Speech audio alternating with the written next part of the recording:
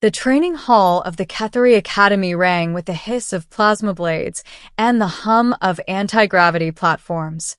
Tall, scaled figures, Ketheri warriors, moved in perfect rhythm, their silver-blue hides gleaming under the lights. Among them, a small, slender figure stumbled through her drills. Her skin shimmered a softer hue, pale violet, almost translucent, and her tail twitched nervously with every mistake. The other trainees laughed as she fumbled her weapon. Pathetic, sneered Zarek, the tallest and strongest among them. You swing that like a hatchling with a stick. Lyra flushed dark purple with embarrassment.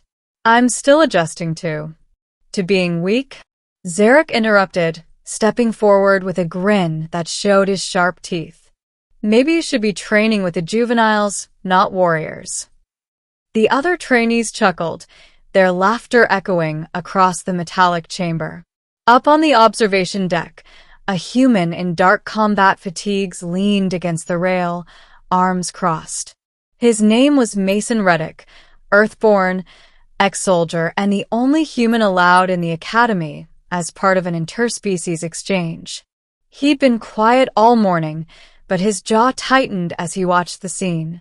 He'd seen the Ketheri's pride before, but this, mocking someone smaller, slower, because she didn't fit their mold, set something off inside him. When the session ended, Lyra sat alone by the lockers, trying to hide the tremor in her hands. Her blade rested beside her, its glow dimmed. You know, a low voice said behind her, he only wins when you believe him. Lyra spun, startled, and saw Mason crouched nearby. His brown eyes were calm, but there was a spark of warmth there that made her pause. You were watching? She asked softly, her frills lowering in embarrassment. Yeah, he said simply. You're not weak.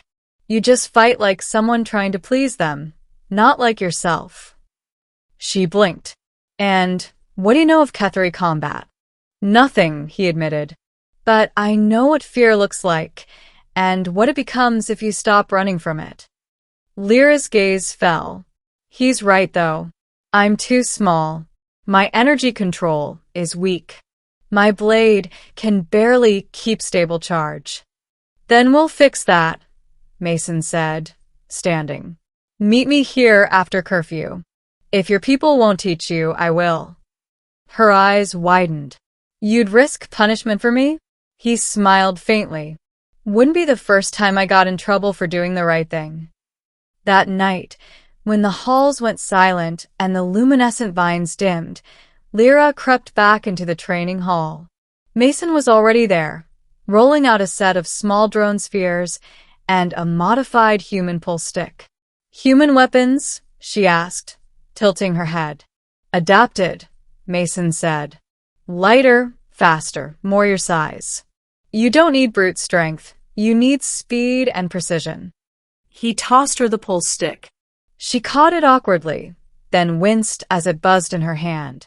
Mason stepped behind her, guiding her grip. Relax your shoulders.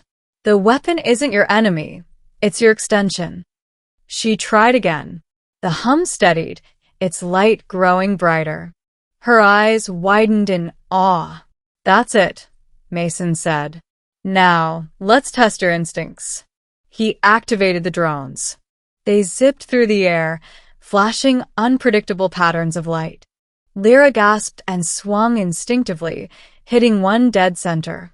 Her confidence surged.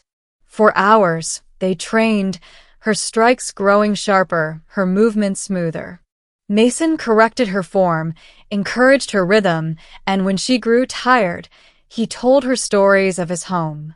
Of blue skies, oceans, and the scent of rain. To her, Earth sounded like a dream. Days passed. Lyra's improvement didn't go unnoticed. During sparring drills, she moved faster, her weapon humming like a living thing. Even Zarek began to watch her with narrowed eyes. Finally, during the weekly evaluation, the instructors announced combat pairings. Fate, or perhaps irony, matched Lyra with Zarek himself. The crowd gathered eagerly. Zarek smirked across the ring. "Try not to embarrass yourself again, little one." Lyra said nothing.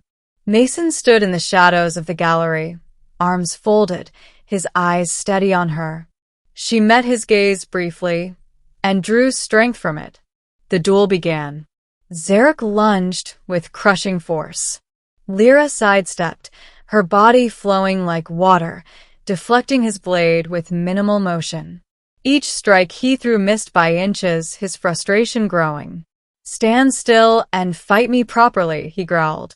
"I am fighting you," Lyra replied, voice calm.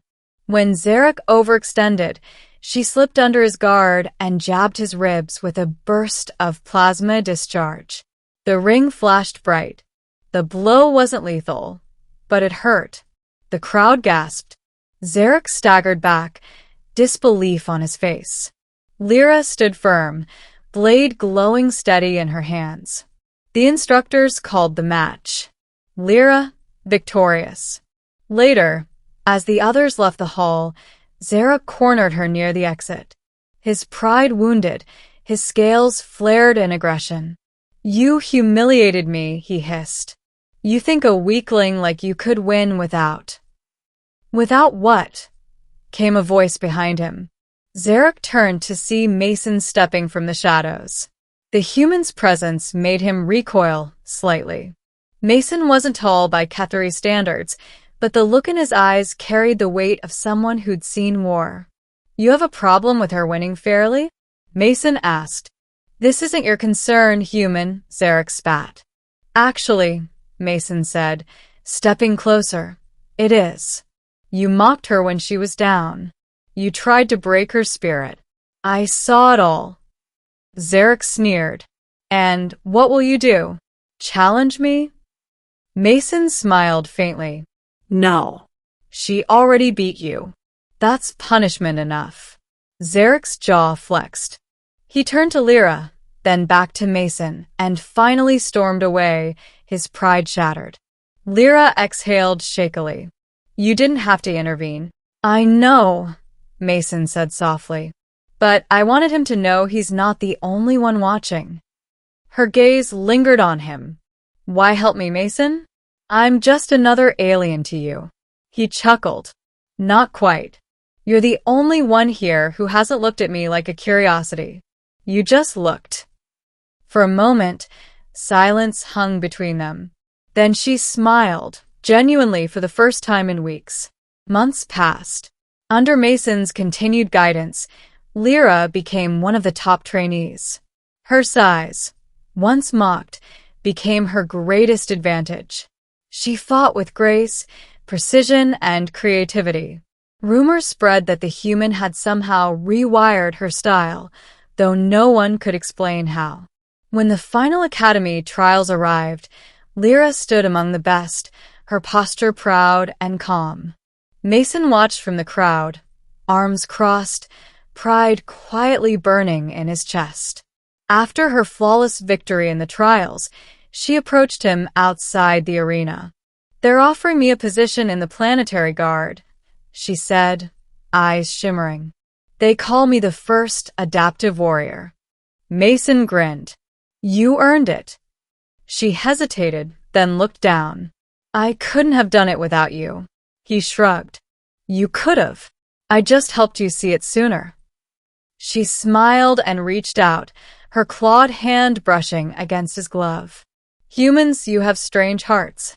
You protect those who aren't your own." "Maybe," he said, "but you're my own now." Her frills flushed bright silver. "Then I will watch your back, as you watched mine." When they walked through the academy gates together that night, side by side, few dared to whisper. The arrogant warrior who'd mocked her avoided their gaze entirely. For all their technology, their pride, and their hierarchies, the Ketheri had learned something new that day. Sometimes, true strength isn't born of blood or species.